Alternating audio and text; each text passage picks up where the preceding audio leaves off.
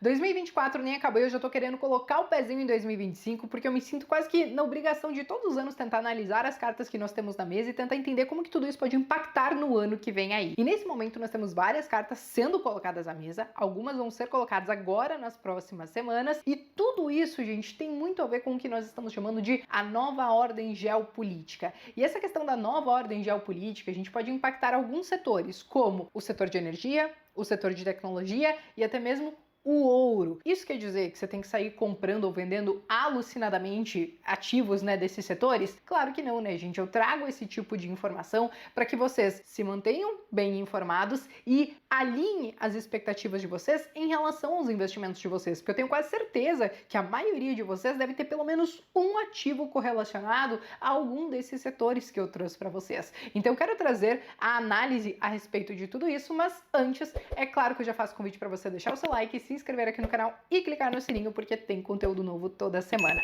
Bom, vamos lá, né, gente? Eu primeiro quero explicar o que é essa questão da nova ordem geopolítica. E não é de hoje que a gente tá vendo que o mundo ele tá cada vez mais separado, né? A gente tá vendo que tem vários conflitos pipocando em vários cantos do mundo, então Rússia e Ucrânia ali desde 2022, e historicamente, um histórico até bem longo, né, de conflitos lá no Oriente Médio, algumas faíscas querendo sair, inclusive lá na Ásia, pro lado de Taiwan, fora alguns pequenos conflitos que acontecem ali na África. Só que não somente isso, nós temos também vários blocos econômicos se formando, algumas alianças entre países se formando, alguns grupos econômicos, né, que já existem tentando se fortalecer e se tornarem aí independentes do dólar, e tudo isso tem a ver com essa questão da nova ordem geopolítica. E tudo isso que eu trouxe para vocês já são cartas que estão na mesa, mas nós temos uma carta em específica que vai ser colocada à mesa a partir do início do ano que vem, que se chama Donald Trump, e muita coisa pode ser impactada por isso, porque veja bem, desde a campanha do Donald Trump, que foi eleito então há um pouco mais de um mês, ele usou muito o lema de America First, ou seja, Estados Unidos primeiro, América primeiro, e essa história de America First induz a gente a acreditar que ele vai ter aí várias medidas protecionistas e isolacionistas.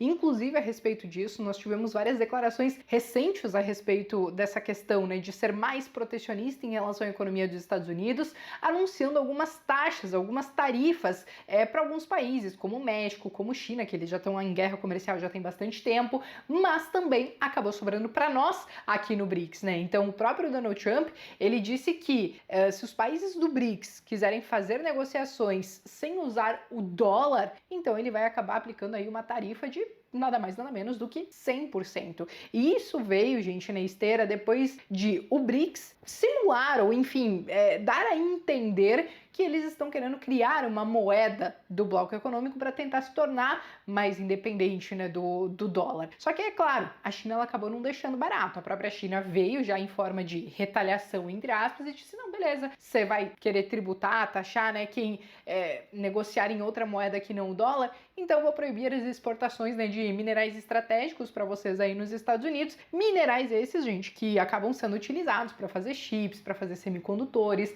para parte de tecnologia, por exemplo, de satélite, e tudo isso pode acabar impactando o setor de tecnologia e de defesa, que são muito importantes hoje para os Estados Unidos. Então isso são algumas medidas protecionistas, que a gente chama, que já dizem, já dão um pouco o tom de como vai ser a presidência, né, do Donald Trump à frente, então, dos Estados Unidos. Só que a gente não para por aí, né? Nós temos que falar também sobre algumas políticas isolacionistas, porque desde a campanha, os republicanos falaram que não têm interesse em continuar financiando algumas guerras, como, por exemplo, Rússia e Ucrânia. Muitos acham que é difícil, de fato, os Estados Unidos tirar o pé desse acelerador, mas a questão é que eles já defenderam pautas assim, dizendo que, olha, nós temos um endividamento gigantesco de mais de 36 trilhões de dólares e nós temos que priorizar os Estados Unidos. E é aqui que a gente começa a entender, então, por exemplo, como o ouro ele pode acabar sendo impactado. Porque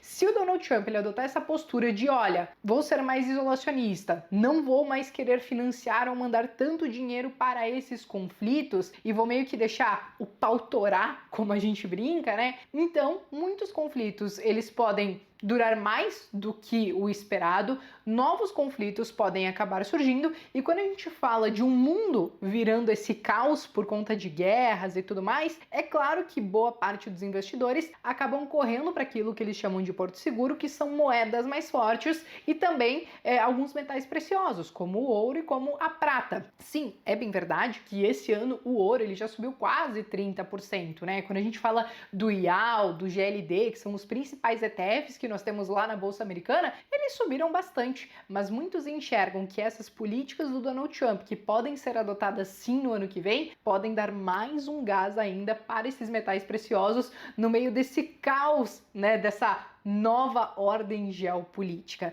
Mas beleza, esse seria, por exemplo, o possível impacto na questão do ouro. Mas existe também uma outra questão que a gente precisa entender dessa questão do mundo estar um pouco mais separado, que aí diz respeito a muito mais a questão de tecnologia e de energia. Por quê? O mundo estando mais separado, tentando se tornar um pouco mais independente dos Estados Unidos, grandes potências, né, como uma Índia ou até mesmo uma China, eles já entenderam que parte dessa guerra, desses conflitos, eles vão passar pela questão de tecnologia, e eles têm investido cada vez mais nessa questão, e eles entendem principalmente que quando a gente fala de inteligência artificial, isso pode acabar trazendo bastante ganho para algumas economias, não somente porque esses países ganham dinheiro com isso, ganham produtividade com isso, mas também porque isso pode acabar ajudando nos conflitos, e eles podem também exportar tecnologias, isso se o Donald Trump quiser manter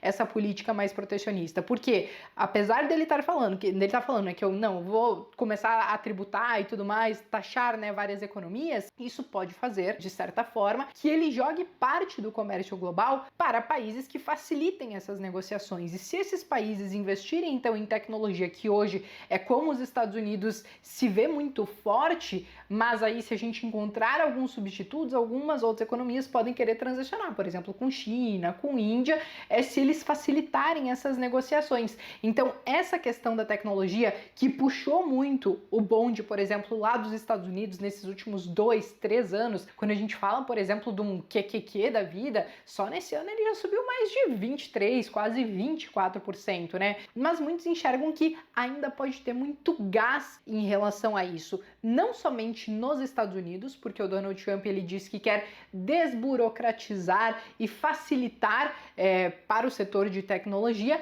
mas também para outros lugares do mundo, como a própria Índia, como a própria China. Então sim, olhar para a tecnologia ainda pode ser muito interessante, né? Talvez você tenha alguns ativos já de tecnologia na carteira, porque parece que eles ainda têm um gás no meio desse mundo um pouco mais dividido, e grandes potências tentando aí brigar nessa questão de tecnologia para conseguir realmente enriquecer, ganhar produtividade e exportar essa tecnologia e abocanhar uma fatia desse mercado que hoje os Estados Unidos ele acaba sendo muito, muito, muito forte, tá? E aí, é claro, aqui eu falei sobre a questão da tecnologia, mas eu também falei, por exemplo, de Índia e China. Então, alguns de vocês talvez já cogitaram investir fora dos Estados Unidos. Saibam que sim, gente, existem ETFs, inclusive, que investem nesses mercados, por exemplo, né? Tem um ETF que se chama AAXJ, que ele basicamente investe em todos os países lá da Ásia, menos o Japão. Então, eventualmente, se você acha que houver, né, algum potencial, por exemplo, nesses países ou nessas economias, tem inclusive como você acessar elas de lá. Mas o ponto central mesmo aqui é mais em relação à tecnologia, que ela é muito importante, né, nessa briga entre essas grandes economias. Só que não somente isso, gente, existe uma outra briga sobre essas economias que tem a ver com a questão de energia. E aqui a gente fala não só de energia simples, mas principalmente de transição energética. E não, gente, esse não é um papo de abraçar árvore, aquela coisa ESG, nem nada disso. A questão é que os países, né, as grandes economias, elas estão entendendo que talvez elas vão ter que de fato migrar para algumas alternativas de energia, mas claro que precisa ser muito bem pensado, não pode ser goela abaixo, precisa ser muito bem pensado para que isso se torne mais barato, mas para que também alguns países, principalmente países da Europa, eles se tornem menos dependentes de outros países, como por exemplo da Rússia. Então, assim, essa questão desses conflitos, né, desses países também pode acabar impactando esse setor de energia, porque os países entenderam que não somente a tecnologia pode trazer um grande ganho, mas conseguir fazer transições energéticas, principalmente se for de forma eficiente, barateando o custo de energia e se tornando mais independente de outras grandes economias, então isso pode trazer um grande ganho para esses países. Então, quando a gente fala de energia, esse é um outro setor que, dentro de toda essa questão dessa nova ordem geopolítica, pode acabar sendo impactado. E aí, é claro, você pode ter algumas empresas específicas aí de energia, mas existem alguns ETFs, inclusive lá fora, que investem em energia também, como é o caso do XLE. Ele é um dos mais conhecidos, tá? A gente encontra, inclusive, algumas empresas como Chevron e tudo mais, e você deve pensar, poxa, mas aí você está falando de transição energética, que está falando de Chevron. Sim, gente, até mesmo essas grandes empresas, elas já têm projetos para essa questão de transições energéticas. Então, quando você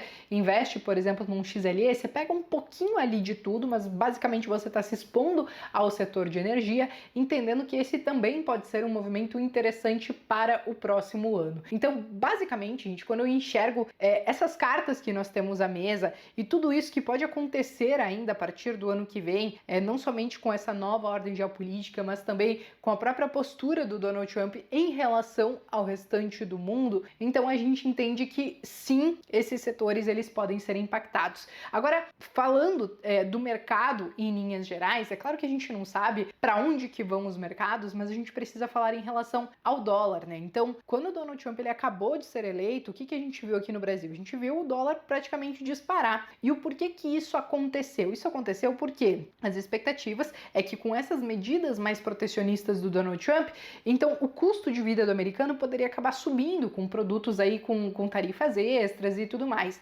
Então, apesar desse protecionismo poder incentivar e estimular a economia ali dos Estados Unidos, porque ele também se propôs a trazer vários incentivos, desburocratização para a parte de indústria, de tecnologia, de saúde, etc e tal, ainda assim o custo do americano poderia ser um pouco maior. Isso poderia impactar diretamente na inflação, a inflação poderia voltar a subir e a expectativa é que as taxas de juros dos Estados Unidos, que hoje ainda estão acima aí de 4,5%, 4%, poderiam se manter por mais tempo nesse nível elevado, né, para os padrões dele. E aí o que acontece? Para nós, países emergentes, uma taxa de juros alta para a maior economia do mundo, em tese, faz com que boa parte dos investidores queiram, de fato, investir lá. A gente vê essa fuga de dólar e a consequência é que a gente vê a nossa moeda se desvalorizar diante do dólar. É claro que aqui no Brasil a gente ainda teve vários outros fatores, principalmente internos, agora nessas últimas semanas que fizeram o dólar disparar, mas esse foi um efeito que a gente viu logo ali após as eleições. Então tem muita coisa que pode continuar acontecendo, fazendo com que, por mais que o dólar talvez ele possa vir a corrigir, cair um pouquinho, ainda assim não seja um alívio tão grande assim, né? A gente também normaliza muito essa questão do dólar. Eu lembro que eu reclamei de dólar a 2, dólar a 3, dólar a 4, dólar a 5, e agora meio que a gente já tá começando a querer normalizar dólar a 6. Eu espero de fato que ele baixe, mas ainda assim não acredito em uma queda tão acentuada assim. Então esses são alguns pontos, alguns fatores para a gente colocar na mesa e analisar para o ano que vem, porque basicamente tudo isso tem o poder de impactar então alguns setores da economia e consequentemente os nossos investimentos, beleza? Bom, pessoal, basicamente por hoje eram essas as informações que eu queria trazer para vocês. Se vocês têm algum comentário, alguma dúvida ou qualquer coisa que vocês queiram complementar, podem escrever aqui embaixo nos comentários. Eu me despeço por aqui, mas vejo vocês então no próximo vídeo.